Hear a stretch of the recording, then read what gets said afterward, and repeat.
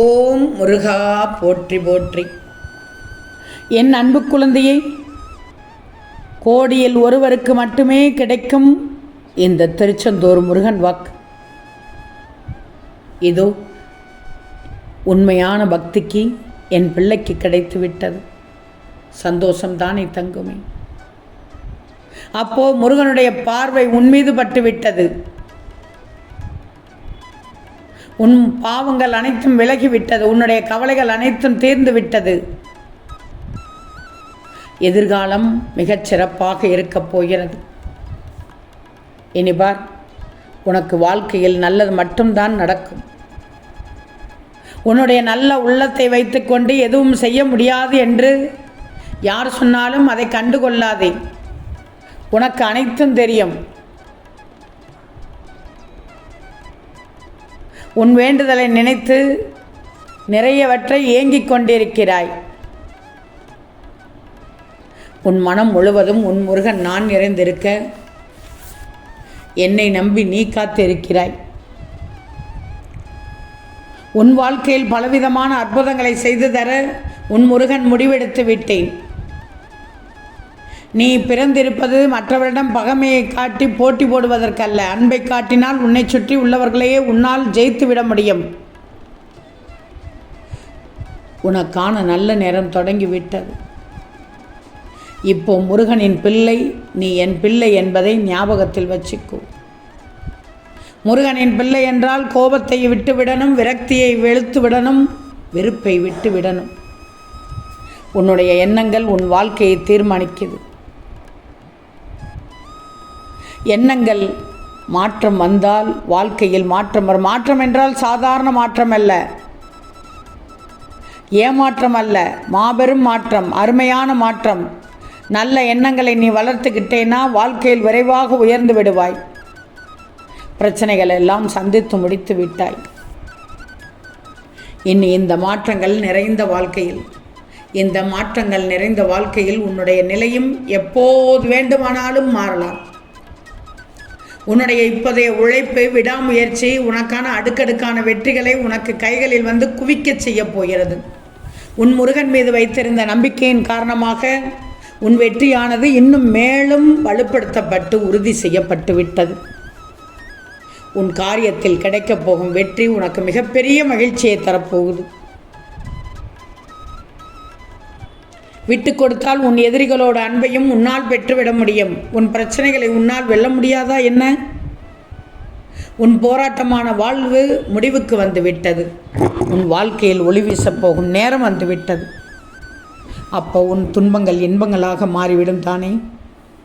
உன் வேதனைகள் சந்தோஷமாக மாறிவிடும் தானே? இன்னும் கொஞ்ச நாள் பொறுத்துக்கோ, அனைத்தும் மாறிவிடும். முருகன் மீது அதிகமாக நம்பிக்கை வைத்திருக்கும் உனக்கு மிகப்பெரிய நல்வாழ்க்கையை பலனாக பரிசாக தரப்போகிறேன். இது நாள் வரை என் பிள்ளையான நீ எப்படி வேண்டுமானாலும் வாழ்ந்திருக்கலாம். ஆனால் இனி நீ வாழப்போகும் ஒவ்வொரு நாளும் இந்த முருகனுக்கு நன்றி நன்றி என நன்றி சொல்லக்கூடிய நாட்களாக நிச்சயம் அமையப் போகிறது. பின்னென்ன, உன்னை ஒருவராலும் வீழ்த்த முடியாது. உன் மனதை புண்ணாக்கியவர்கள், உன்னை குத்திக்காட்டி பேசியவர்கள், உன்னை வேதனைப்படுத்தியவர்கள், காயப்படுத்தியவர்கள், கொடுமைப்படுத்தியவர்கள், தள்ளிவிட்டவர்கள், மனதை காயப்படுத்தியவர்கள், உன் மனதை சுக்குநூறாக உடைத்தவர்கள், இவர்கள் முன் எப்படி நிற்கப் போகிறாய்? அவர்கள் வாய் பார்த்து நிற்பார்கள், மூக்கின் மேல் விரலை வைத்து நிற்பார்கள். ஆனால் ஒன்று தங்கமே, என் பிள்ளை என்று நீ நிரூபித்து காண்பிக்க வேண்டுமென்றால் அவர்கள் முன்பு எப்போதும் பணிவாக இருக்கணும். இனி அனைத்தும் நல்லபடியாக நடந்து கொண்டே தான் இருக்கும். இனி நீ செய்யப்போவது அடுத்தவன் என்ன நினைப்பான் என்று நினைத்து உன்னுடைய வேலையை விட்டுவிடக்கூடாது. நீ என்ன செய்ய நினைக்கிறாயோ அதை செய்து கொண்டே இரு. உன் சந்தோஷத்தை மட்டும் தொலைத்து விடக்கூடாது.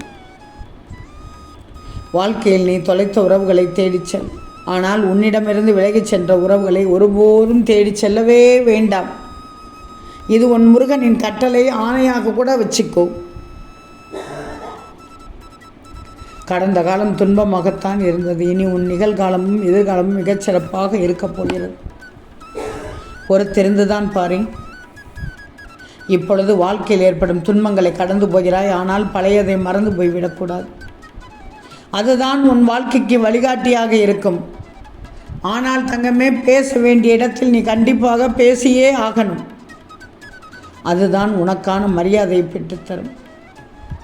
எண்ணம் போல் வாழ்க்கை அமையும். கலங்காதி. அருமையான காலகட்டத்தில் இருக்கிறாய். மிக அருமையான காலகட்டத்தில் இருக்கிறாய். இந்த காலகட்டத்துக்காகத்தான் எதிர்பார்த்து காத்திருந்தாய். எப்போதும் உன்னால் முடிந்த நன்மைகளை செய்து கொண்டே இரு. உன் சுயமரியாதை மட்டும் எக்காரணத்திலும் தொலைத்து விடக்கூடாது. எந்த நேரம் இருந்தாலும் சரி யோசித்து வாழ பழகு. அதுவும் சுயமாக முடிவெடுத்து யோசித்து பழகு. யார் பேச்சையும் கேட்காது. இவர்கள் பேச்சு கேட்க வேண்டும், அவர்களை பேச்சை கேட்க வேண்டும் என்று கிடையாது. உரிமை இல்லை. உனக்கு மனதில் என்ன தோன்றுகிறதோ அதை செய். ஆனால் பிடித்து செய், பிடிக்காமல் செய்யாது. பின் கஷ்டப்பட போவது நீதான். யாரையும் ஏமாற்றக்கூடாது, ஏமாற்ற நினைக்கவும் கூடாது. உன்னை ஒருவர் வாழ்க்கையில் ஏமாற்றினால் அவர்களை மன்னிக்கும் மனதை வளர்த்துக்கோ. புரிகிறதா தங்கமி? ஆனால் ஒன்று சொல்கிறேன், கேட்டுக்கோ. எந்த சந்தர்ப்பத்திலும் மறந்து கூட அவர்களை முழுமையாக நம்பக்கூடாது. கொடுப்பது சிறிதாக இருக்கின்றது, ஏன் தயங்கிக் கொண்டிருக்கிறாய்? வாங்குபவருக்கு அதுதான் பெரிது என்பதை ஞாபகத்தில் வச்சுக்கோ. இழந்தவருக்கு வேண்டுமானால் அதுதான் பெரியது. நல்ல வேண்டாம் கண்ட ஒரு தவறுக்காக அவர்களை விட்டு விலகிவிடக்கூடாது.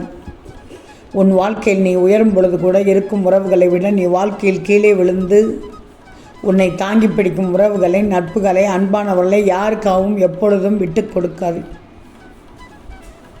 நீயாக இரு.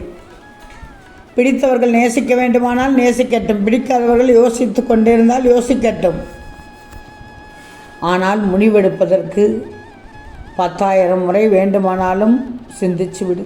ஆனால் எப்போதும் உனக்கான நல்ல நேரம் தொடங்குவதற்கு இந்த முருகன் துணையாகத்தான் இருப்பேன். நேற்றைய நிகழ்வு பற்றியே சிந்தித்து கொண்டு உன்னுடைய நிம்மதியை இழக்காதே. வானில் வரும் நாளை கூட உனக்கானது தான். உனக்கான சந்தோஷமான நாட்கள் அடங்கியுள்ளது. அனைத்துமே அடங்கியுள்ளது.